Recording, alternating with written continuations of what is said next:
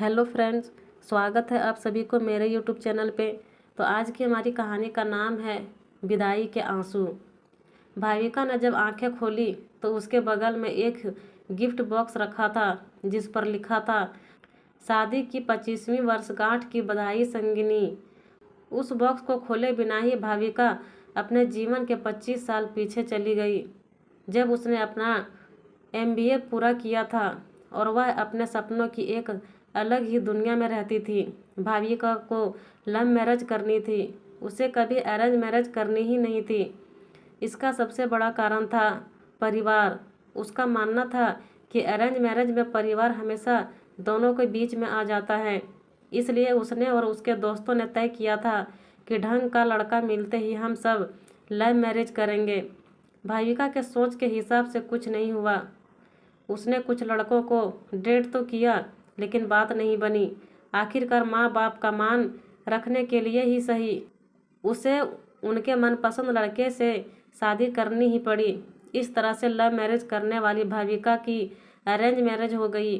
शादी के बाद जब भाविका की विदाई हुई थी तो वह गाड़ी में बैठने के बाद बहुत रो रही थी।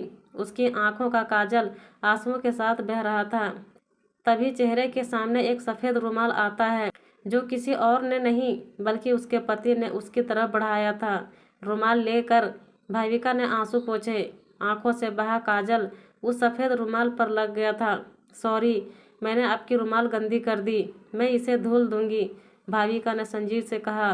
संजीव ने उसके हाथ से रुमाल लेते हुए सिर्फ इतना ही कहा, कोई बात नहीं।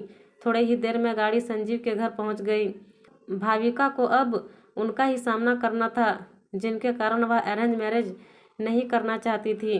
दरवाजे पर परिवार के सभी सदस्य आरती की थाली लिए नई दुल्हन का इंतजार कर रहे थे। भाविका का स्वागत सभी ने धूमधाम से किया। गृह प्रवेश के बाद शादी की बची हुई रस्में को जल्द ही खत्म किया गया। भाविका की सास ने अपनी बेटी से कहा, भाभी को उनके कमरे में ले जा, आराम करने दे, बहू बहुत थक गई है। रागिनी तुरंत उठी और भाविका को उसके कमरे में ले गई। भाभी, आप यहाँ आराम करिए, कुछ भी ज़रूरत हो तो मुझे बुला लेना। भारी लहंगे और जेवरों को उतारने के बाद भाविका फ्रेश होकर सो गई। 5 घंटे बाद उसकी आंखें खुली तो देखा कि रात के 8 बज रहे थे। संजीव को कमरे में आता देख वह थोड़ा सकपका गई। अरे आराम से, ऐसे झटके से नहीं उठते हैं, संजीव बोला। हल्की मुस्कान के साथ भाविका बोली, लगता है कि मैं कुछ ज़्यादा ही सो गई। तभी दरवाजे पर दस्तक के साथ भाविका की सास अंदर आते हुए बोली, नहीं बेटी, शादी की थकान है, चंद घंटों की नींद से थोड़ी जाएगी। लो खाना खा लो और उसके बाद फिर से सो जाना। जब भाविका ने खाने की प्लेट देखी तो उसकी आंखों में आंसू आ गए। प्लेट में उसकी पसंदीदा मटर मशरूम की सब्जी, रोटी और मेवे की खीर थी। मम्मी जी, आपको कैसे पता कि ये मेरा पसंदीदा खाना है? भाविका ने अपनी सास से पूछा। इतने में रागिनी पानी की बोतल लाते हुए बोली, परिवार में सबको एक दूसरे की पसंद पता है भाभी, इसलिए आपके आने से पहले ही आपके जानने वाले लोगों के साथ बातचीत करके भैया और मम्मी ने आप पर पूरी PhD कर ली है।